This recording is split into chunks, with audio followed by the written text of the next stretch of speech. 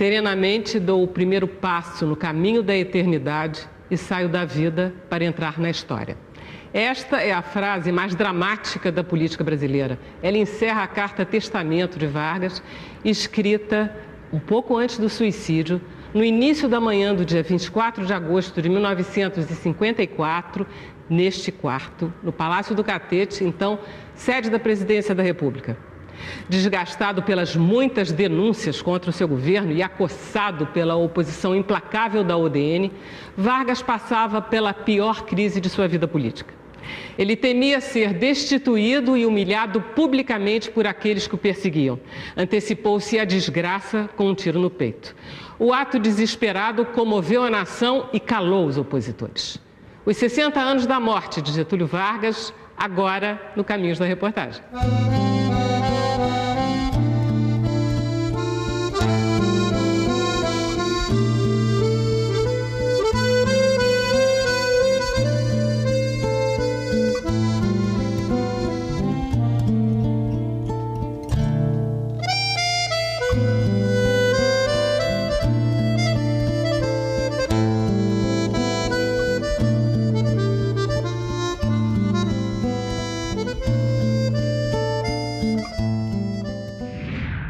Aquela cidadezinha ali atrás é São Borja, que fica no noroeste do estado do Rio Grande do Sul, às margens do Rio Uruguai e na fronteira com a Argentina. Essa gente de fronteira é uma gente peculiar. Eles estão acostumados desde cedo tanto ao confronto quanto ao contato. E Getúlio Vargas é de São Borja. Ele é um gaúcho típico de fronteira. Nasceu praticamente em cima de um cavalo, usava bombachas, cuia de chimarrão e era amante do bom churrasco. Ele tentou ser militar quando jovem, foi ser advogado e foi evoluindo da política municipal para a política estadual, para a política federal. Getúlio é filho de fazendeiros, de um soldado que lutou no Paraguai, de um herói de guerra, uma elite frugal, não é uma elite de luxo, de ilustres, é uma elite muito frugal.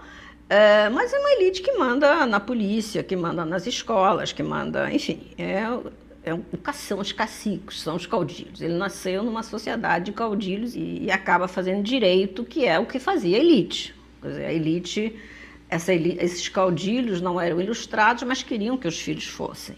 O Rio Grande do Sul tem uma opção de marcas especiais. A primeira marca especial é que era a primeira fronteira viva do Brasil.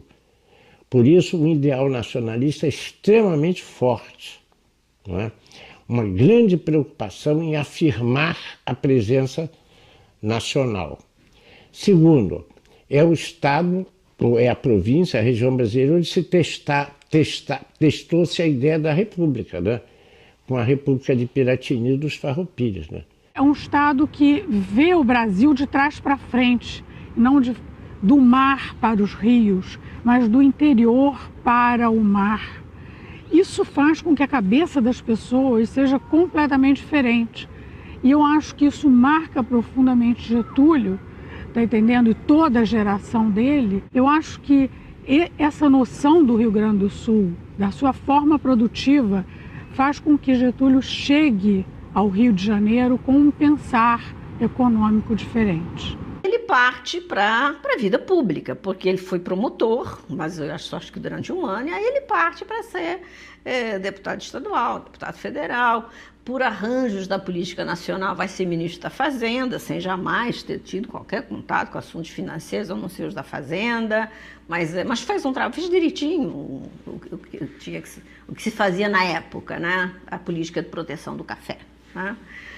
Virou governador de estado, enfim, fez uma carreira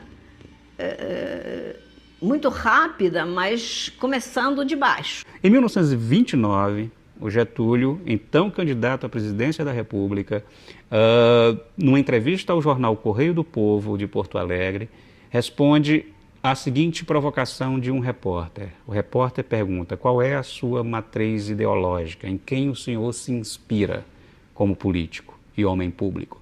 O Getúlio responde textualmente, abre aspas: eu me inspiro na renovação criadora do fascismo de Benito Mussolini.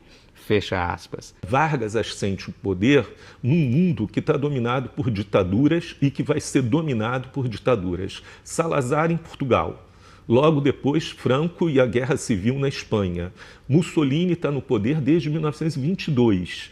Hitler está ascendendo ao poder em 1933. Naquele momento, 1929, né, o ano-chave da derrocada, ou da pretensa derrocada, da democracia representativa e do capitalismo, da democracia liberal, os Estados Unidos afundados na Grande Depressão, o mundo ocidental em crise, e é nesse momento que surgem as tentativas de antídoto, as tentações totalitárias. O país vivia a chamada República Velha. O poder se alternava entre as oligarquias rurais de São Paulo e de Minas Gerais. Prática conhecida como a política do café com leite. Numa tentativa de mudar esse quadro, Vargas concorre à presidência em 1929 e é derrotado. Um ano depois, com o apoio dos tenentes e de outras correntes políticas descontentes, lidera um movimento que se auto-intitula Revolução de 30. A Revolução de 30 é vitoriosa. O presidente Washington Luiz é deposto. Getúlio Vargas é escolhido presidente do governo provisório em novembro de 1930. Alguns dias antes, um grupo de soldados gaúchos amarra seus cavalos no obelisco da Avenida Rio Branco, mostrando que aquela República Velha tinha acabado. Nos primeiros anos depois da derrubada da República Velha, Vargas foi chefe do governo revolucionário. Rasgou a Constituição de 1891, fechou o Congresso e nomeou interventores para governar os estados. A maioria deles era de militares que participaram do movimento tenentista de 1922. Nesse período, Vargas ainda não tinha o título de presidente. Foi uma revolução com apoio popular. As pessoas na rua festejando, as manifestações dos anos 30 e principalmente dos Estados Unidos, que eram grandes manifestações, elas revelam que Getúlio era uma figura muito querida. E ele fez por onde, né? Quando a gente lê os documentos da época, a gente vê o orgulho que eles têm, esse grupo que tem em torno de Getúlio, o orgulho que eles têm de falar que estamos começando uma ditadura. Isso era novo.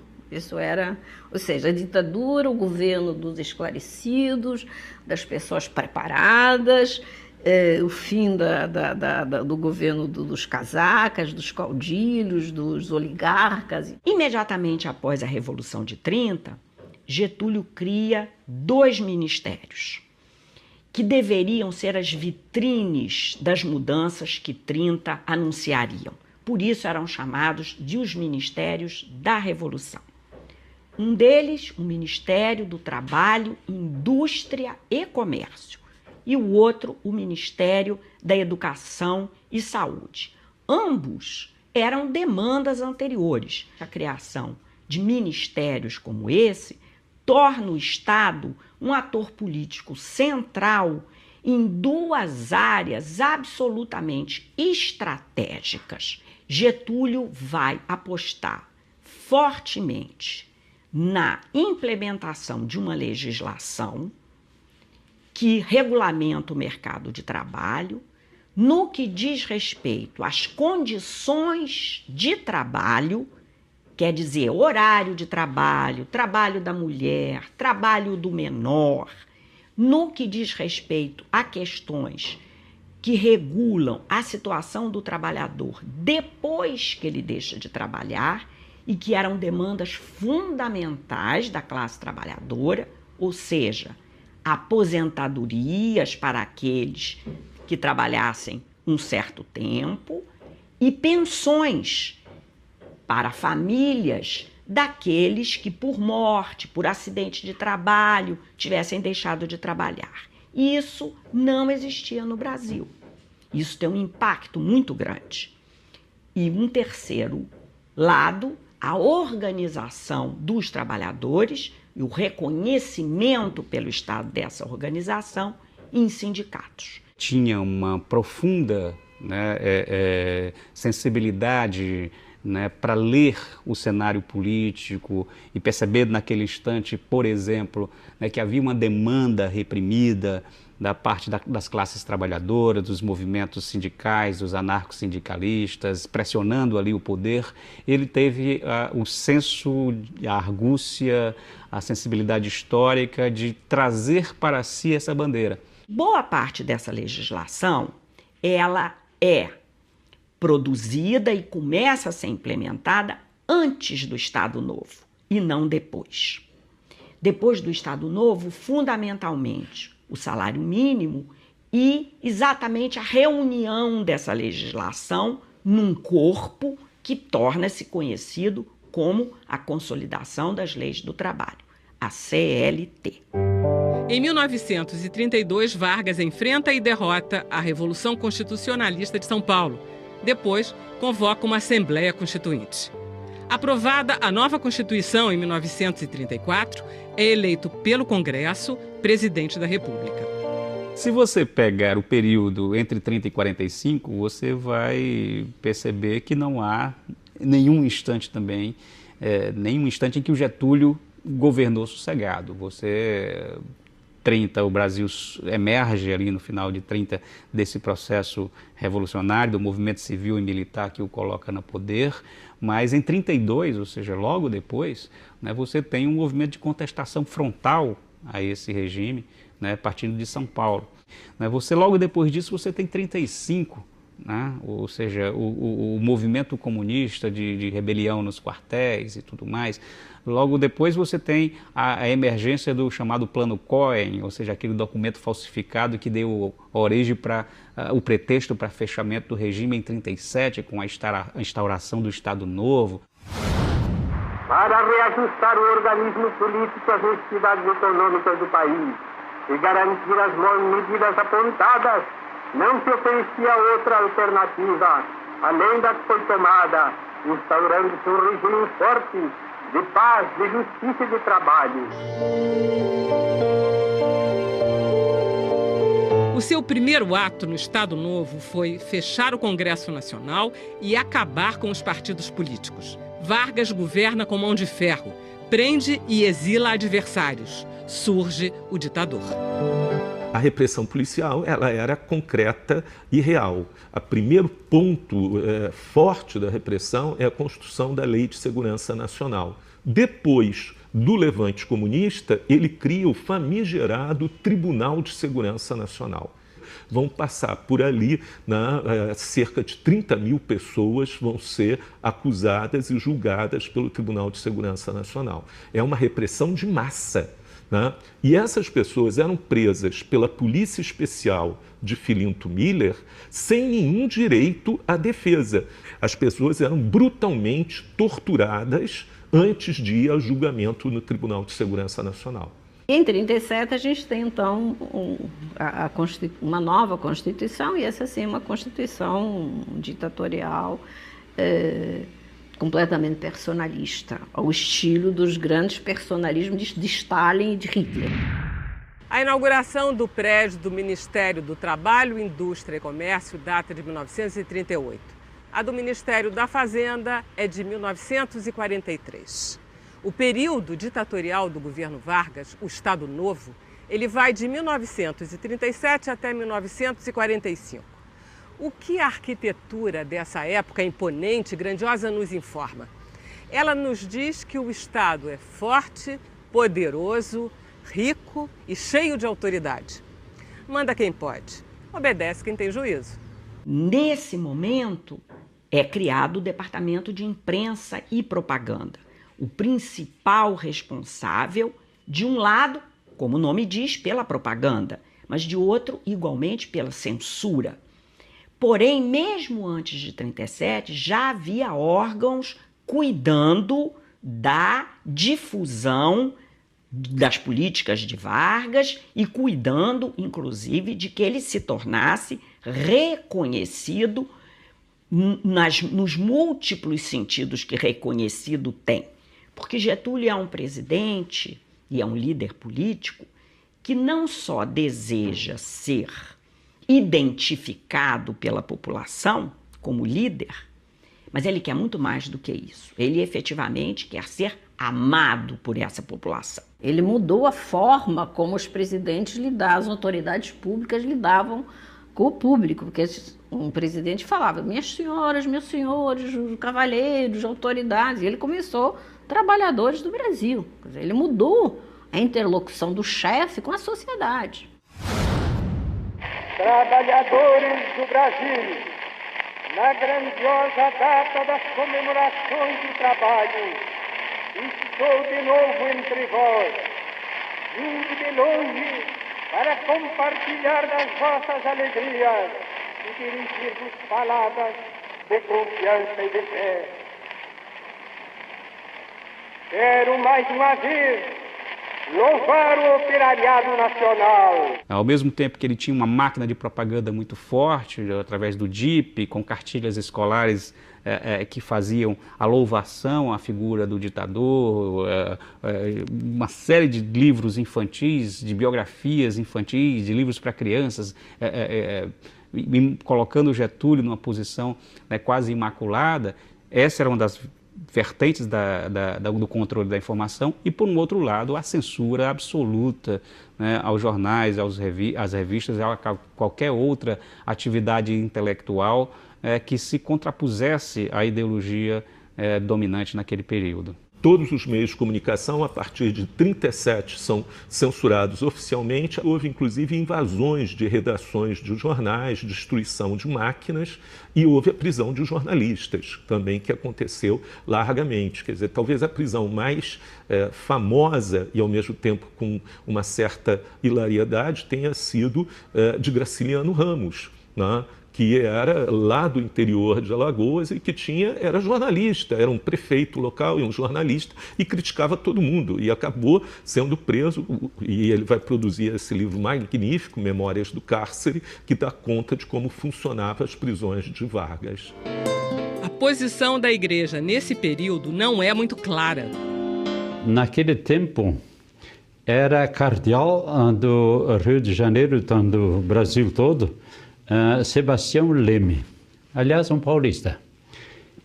E Sebastião Leme já havia dito em 1916, em Pernambuco, Recife, onde ele foi em primeiro lugar, ou Olinda, onde ele foi em primeiro lugar bispo, ele havia dito, a igreja se separou da cultura, a igreja se separou da política, a igreja se separou da parte social. É preciso recomeçar tudo.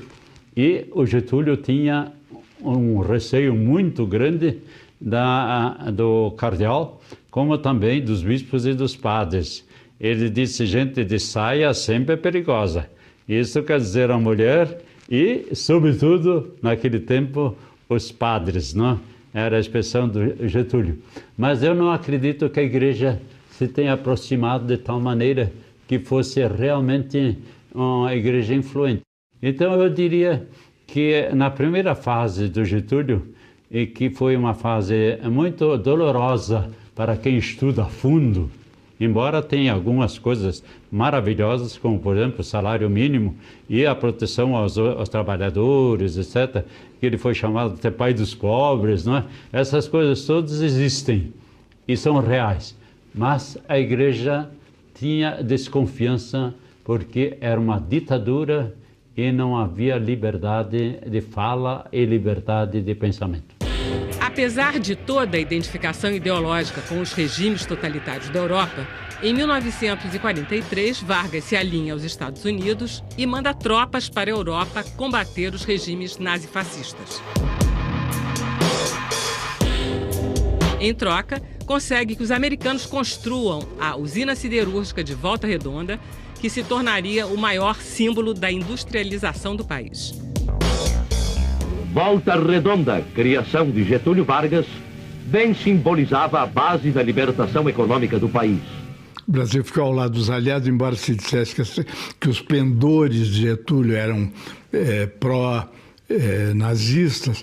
O Brasil ficou ao lado dos Estados Unidos antes mesmo dos Estados Unidos entrarem em guerra. Cedeu aquelas bases lá no Nordeste, vendeu materiais estratégicos e só não entrou na guerra assim que ela começou, porque, a pedido do governo dos Estados Unidos, os países americanos optaram por uma posição de neutralidade. É que o Roosevelt não tinha condições internas dos Estados Unidos de entrar também na guerra.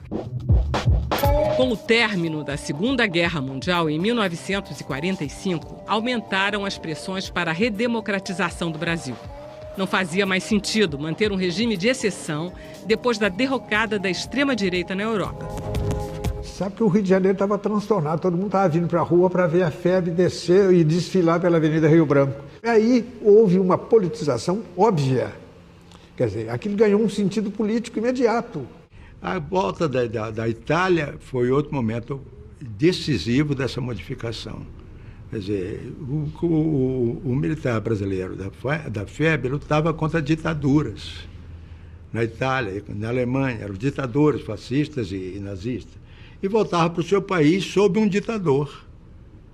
Então, ali eu acho que isto foi extremamente importante para derruir de vez o embasamento que o Getúlio tinha para manter-se como ditador. No início de 1945, ele convocou eleições, logo depois ele concedeu anistia, os partidos políticos foram reorganizados, até o Partido Comunista foi legalizado naquele período.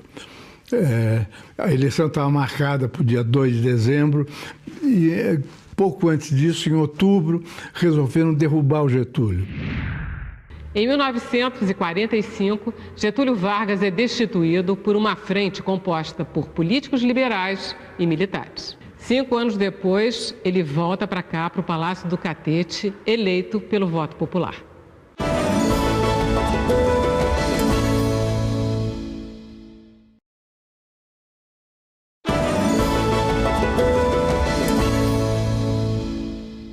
Com o fim do Estado Novo, Getúlio Vargas se recolhe aqui na Fazenda Itu, que fica no município de Itaqui, pertinho da cidade de São Borja, no interior do Rio Grande do Sul.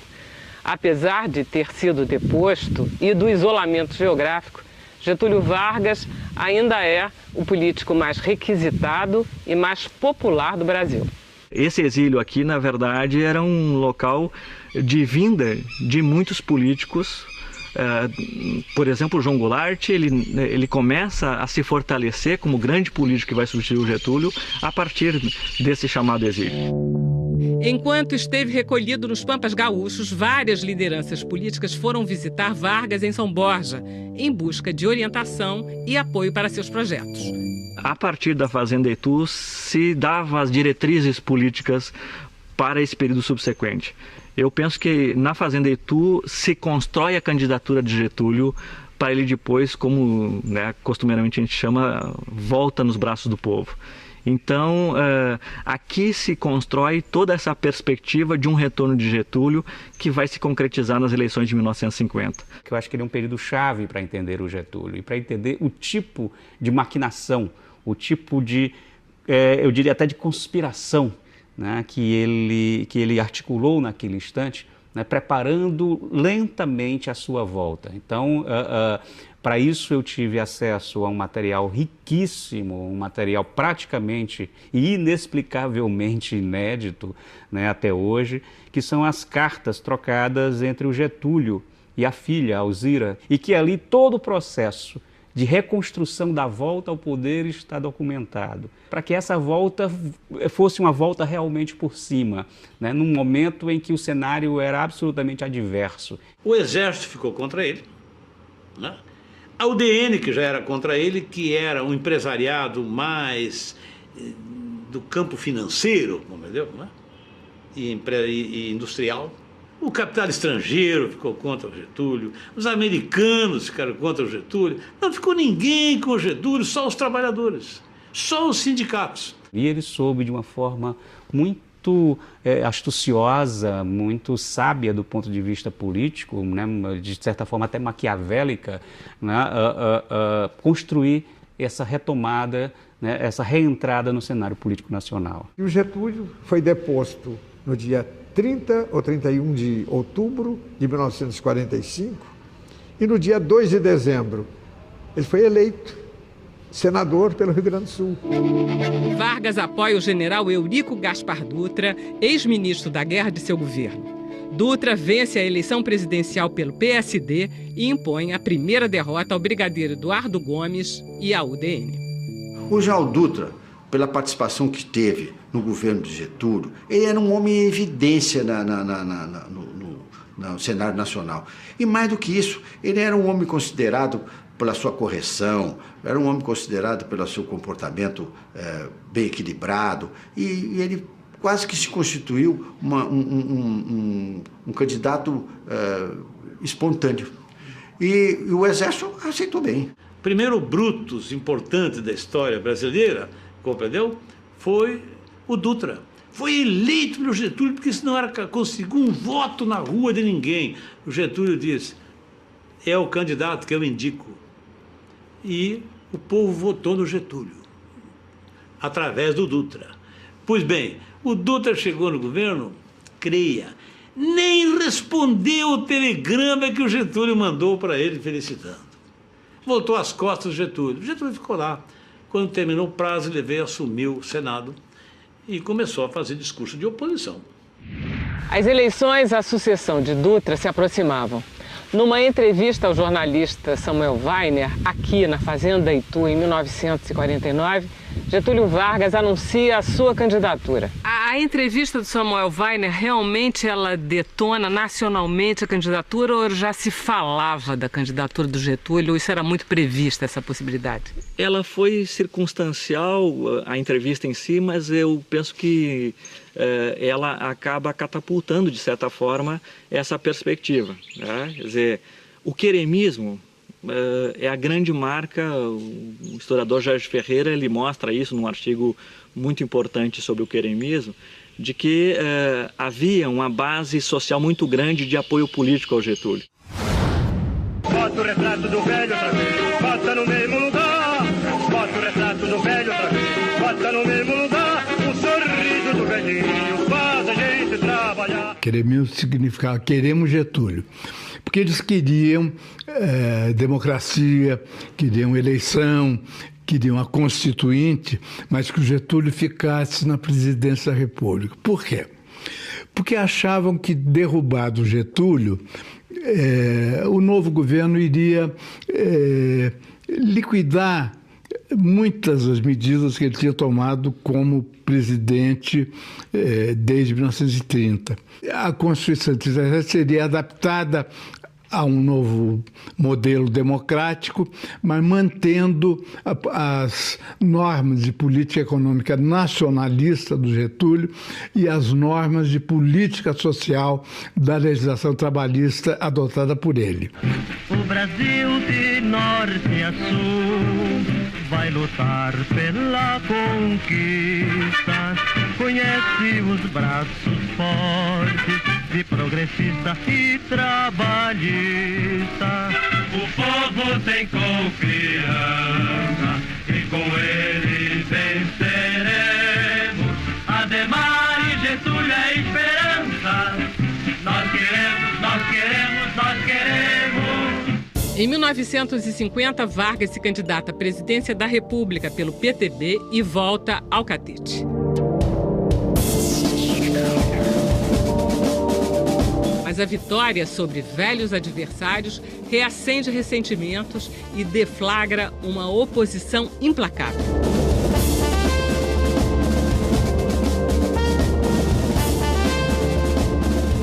O Getúlio, quando retorna ao poder em 51, ele retorna sob pressão.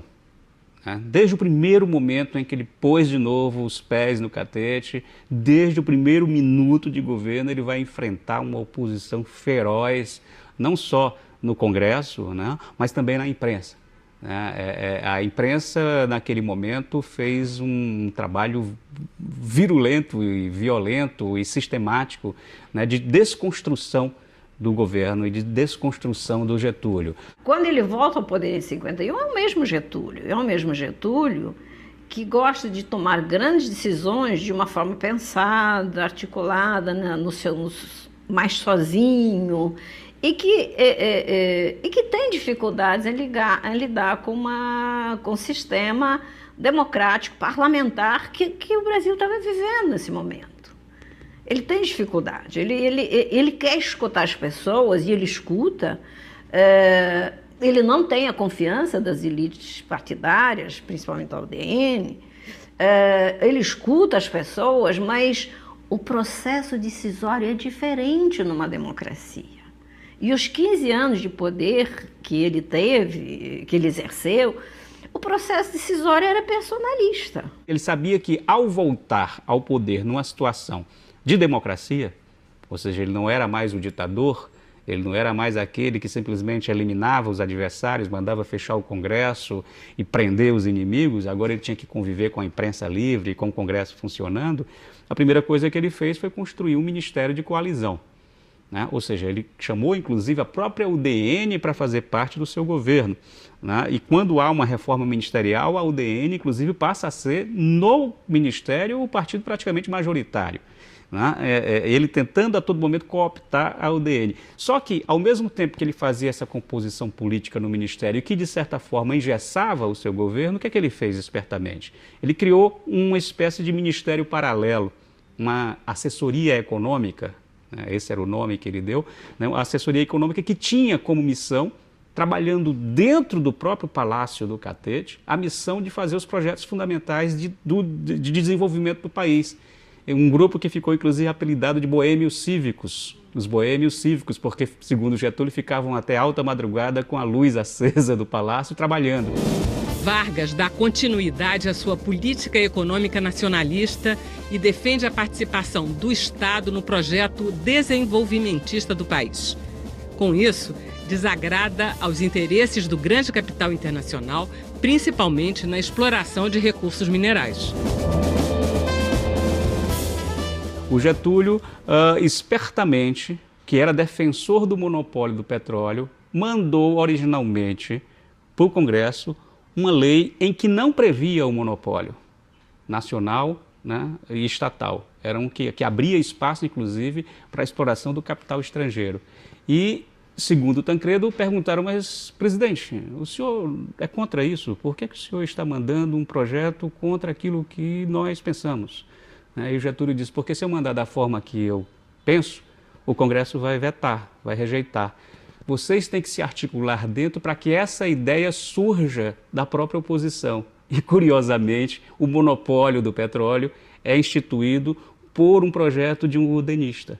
O petróleo foi o grande símbolo de legitimidade do interesse nacional.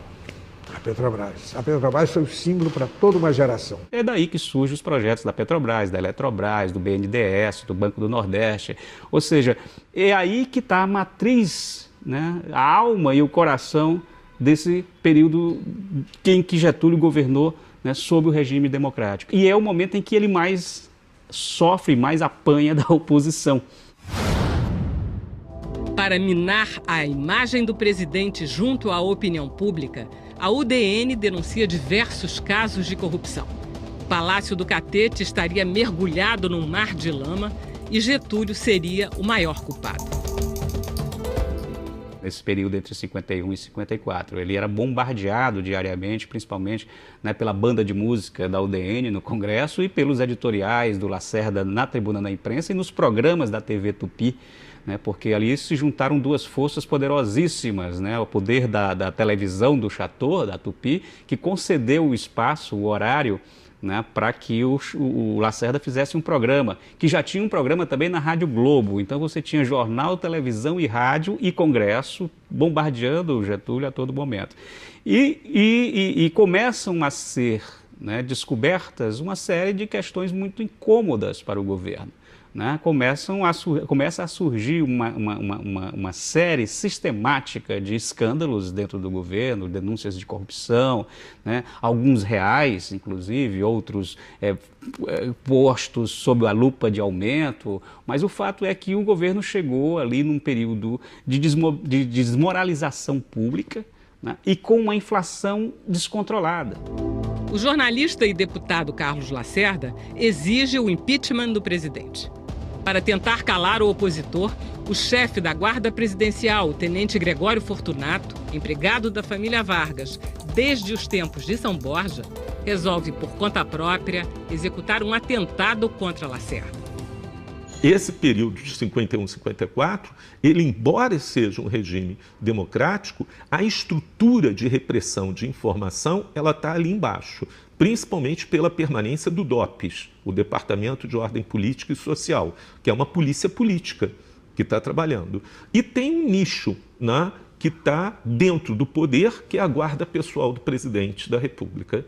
Essa guarda pessoal, cuja função era apenas, né, cuidar da segurança dele, o que hoje não seria possível, isso é função, evidentemente, da Polícia Federal, do Gabinete de Segurança Institucional, você tem isso, aquilo era muito pessoal, porque eram pessoas escolhidas por ele e dada a confiança pessoal dele e que acabavam tendo uma autonomia, né, enorme. O desfecho da guarda pessoal estar envolvida diretamente no assassinato do Major Vaz e na tentativa de assassinato de Carlos Lacerda é resultado desse nicho de autonomia, né, da repressão, autonomia de um corpo policial fora do ordenamento jurídico constitucional da nação. O que se diz é que a tentativa de matarem o Carlos Lacerda, na qual resultou a morte do Major Rubem Florentino Vaz, é que desencadeou a crise. Não, a crise já estava latente. Já tinham tentado o impeachment dele, diziam... alguns civis diziam, como Otávio Mangabeira, diziam publicamente, isso não era conspiratório, não era entre quatro paredes, assim, só o golpe militar vai derrubar o Getúlio. Quer dizer, o plano vinha lá de trás. E, vamos dizer, o plano foi acelerado e precipitado pelo atentado contra o Carlos Lacerda. A morte do Major Rubens Vaz, ela é, para usar um chavão, ela é a gota d'água que faltava, né, em uma questão que já estava transbordando há muito tempo. E o cadáver do Major Vaz oferece às oposições a oportunidade de, aí sim, né, bater de frente, né, contra o governo, contra Getúlio. E ele acusou o golpe. Né? Os testemunhos todos indicam que ele teve a legítima consciência, a clara e a nítida consciência de que, de fato, a bala que matou o Major Vaz, na verdade, o acertou pelas costas também. A toda hora inventava um pretexto novo para pedir que Getúlio renunciasse, ou para pedir que as Forças Armadas o depusessem. O Carlos Lacerda chegou aí a um ministro da guerra, o general Zenóbio da Costa, dizer assim, general, o senhor tem que liderar um golpe e depor o Getúlio. E o general disse, mas como é que eu, ministro da guerra, vou liderar um golpe contra o comandante supremo das Forças Armadas? Eu tenho que ser leal a ele. Aí o Lacerda disse, não, ou o senhor vai ser desleal a ele, ou o senhor vai ser desleal ao Brasil. As investigações indicam o envolvimento do Palácio do Catete. Gregório Fortunato e os 2 pistoleiros que ele contratara são presos. A pressão contra Vargas torna-se ainda mais intensa. O Congresso e os meios militares exigem a renúncia do presidente.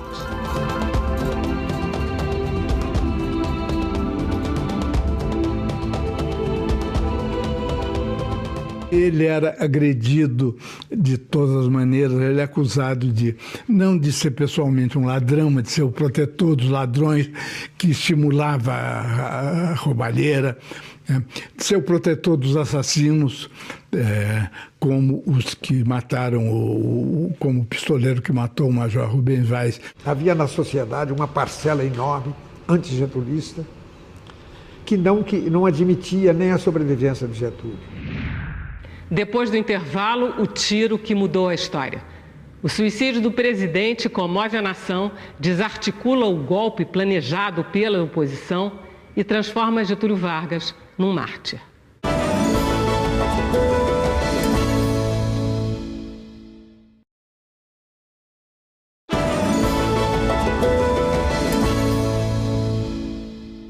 Os últimos dias de Vargas são de isolamento político. Vários aliados o abandonam. outros mudam de lado. O cerco se fecha.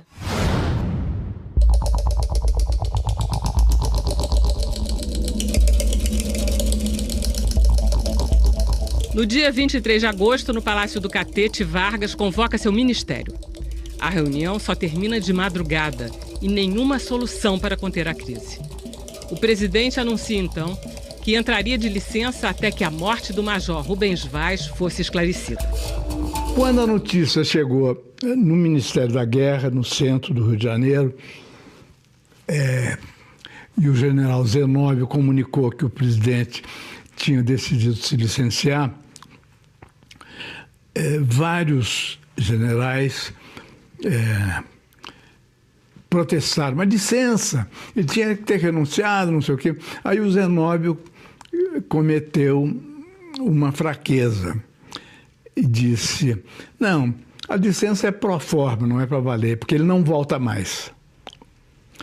Essa notícia que tinha feito esse caminho de ida até o Ministério da Guerra, fez o caminho de volta até o Palácio do Catete. E foi comunicada ao Getúlio. E ele até disse para o irmão Benjamin, quer dizer que eu estou deposto, vivo eu não me entrego.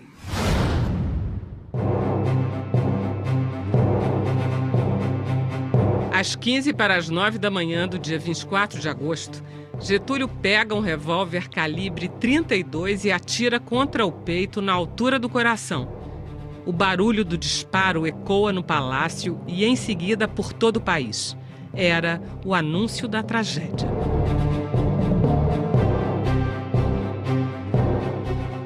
Vargas decidiu tomar aquela atitude porque ele sentiu que o povo brasileiro ia ser esmagado por aquela força reacionária que surgia. Primeiro, ia desmoralizá-lo, né? Fazendo com que todas aquelas acusações se transformassem em verdades, né? E ele ia ser massacrado moralmente. Então ele não quis ser desmoralizado. Ele achou que, jogando aquele manifesto, que foi a Carta Testamento, ele, dando o aval da sua vida, dizer, olha, isso é tão verdade que eu vou dar minha vida. Atenção, atenção, ouvintes. Além do bilhete deixado pelo presidente Vargas, há uma carta encontrada ao lado do seu corpo e que diz: mais uma vez, as forças que os interesses contra o povo coordenaram, novamente se desencadeiam sobre mim. Não me acusam, me insultam. Não me combatem, caluniam-me. Não me dão o direito de defesa. Precisam sufocar a minha voz e impedir a minha ação para que eu continue a defender como sempre defendi o povo e principalmente os humildes. Essa carta tinha várias vias. Uma ele entregou para o Jango Goulart, futuro presidente Jango Goulart, que deveria ir nessa noite do Rio para Porto Alegre entregar esse documento ao governador Ernesto Dornelles. Outra via, o Getúlio, antes de se matar, deixou na mesinha de cabeceira no quarto dele. Quando ouviram o tiro, entraram no quarto, ele teve ainda alguns minutos de vida, e, por incrível que pareça, morrendo, ele sorriu para a dona Alzira e para a dona Darcy, mulher dele. Talvez já sentindo que a tragédia do suicídio era, ao mesmo tempo, um triunfo, o maior triunfo político da vida dele. A comoção é generalizada. Milhares de pessoas saem às ruas da capital. Os netos dele estávamos todos no apartamento dele na Rui Barbosa. E minha mãe foi nos buscar para que nós viéssemos para o Catete, para ver o corpo. Então, Getúlio, Cândida, Edith e eu viemos para cá, para o velório. O que eu posso te dizer? esse jardim, ele estava tomado de gente, tomado de gente. Tinha ambulâncias por todos os lados, pessoas passavam mal, tinham ataques do coração, saíam ambulâncias correndo, as pessoas gritavam, uivavam. Quando viam minha mãe, diziam, pelo amor de Deus, Alzirinha, traz ele de volta. Era uma coisa impressionante, impressionante. Isso eu tenho da minha lembrança. Eram pessoas pobres, não tinha rico aqui dentro. Eram pessoas pobres, mal vestidas, mulheres, brancos, pretos, homens, crianças, velhos. As pessoas estavam completamente traumatizadas. O comércio baixa as portas, as fábricas param, jornais antigetulistas são depredados. Até o prédio do Ministério da Aeronáutica é apedrejado. As multidões furiosas, entendeu? Incendiaram os órgãos do Diário Associado, incendiaram o consulado americano, tinham até uma empresa, que não era nada disso, importadora americana, quebra importadora americana. Os comunistas, compreendeu, estavam assombrados, vendo que aquela multidão estava queimando a Tribuna Gaúcha, que era o órgão, o jornal do Partido Comunista. Ficaram assombrados. E por que aquilo? Porque o Partido Comunista já estava fazendo causa comum com os que queriam derrubar Vargas. A multidão se apercebia daquilo. Uma multidão desfila diante do caixão do presidente no palácio e depois acompanha o cortejo até o aeroporto. Um avião leva o corpo para ser enterrado em São Borja. Ele foi, no momento da morte dele, o presidente mais popular da história do Brasil. O ato dramático de Getúlio cala a oposição e reverte o jogo político. As coisas mudaram a favor de Getúlio de uma maneira, compreendeu, total. Os inimigos recuaram. Nem força de repressão militar houve naqueles primeiros momentos. Depois é que começou a assimilar a realidade para impor a ordem. O suicídio impede a destruição de várias realizações do governo Vargas, como o desmonte da Petrobras, que acabara de ser inaugurada. Também garante a aprovação de alguns planos do governo que estavam em discussão no Congresso, e entre eles o da criação da Eletrobras. A sua morte não só impede o golpe de Estado que a UDN articulava, mas também garante as eleições de 1955, vencidas por Juscelino Kubitschek, aliado de Vargas. A morte de Getúlio permitiu que Juscelino Kubitschek governasse o país e que, com o seu trabalho, conseguisse concluir uma boa parte do projeto deixado por Getúlio Vargas, inclusive a criação da indústria automobilística no Brasil.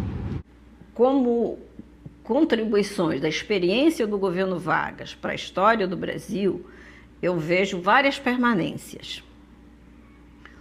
Uma é o amor que o Brasil tem, a idolatria por um modelo de desenvolvimento estatista, estatizante, desenvolvimentista. Outro tema que entrou na agenda pública de forma irreversível foi a questão das riquezas naturais.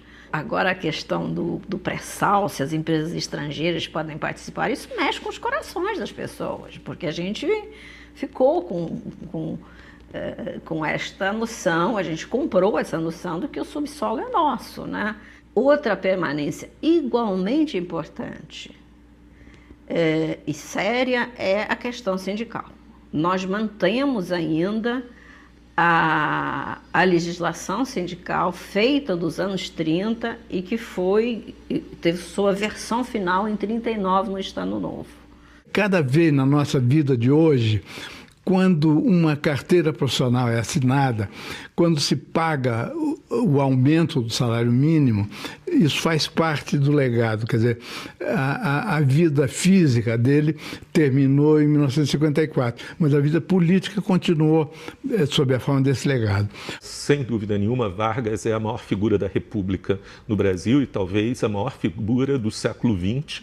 E entrando o século XXI adentro, não apareceu nenhum outro presidente, político, personalidade que substitua o papel de Getúlio Vargas na história do Brasil. Getúlio Vargas foi, digamos, acabou sendo o político da minha geração, da minha vida. A história do Brasil, eu chegaria e me atreveria a dizer, né, que a gente poderia, assim como a história da humanidade é dividida em AC e DC, na história do Brasil a gente poderia dividir em AG e DG, antes de Getúlio e depois de Getúlio. O Brasil era um e o Brasil passou a ser outro, né, com tudo o de positivo, mas também com tudo de negativo, né, durante esse processo de transformação, né, da realidade do país.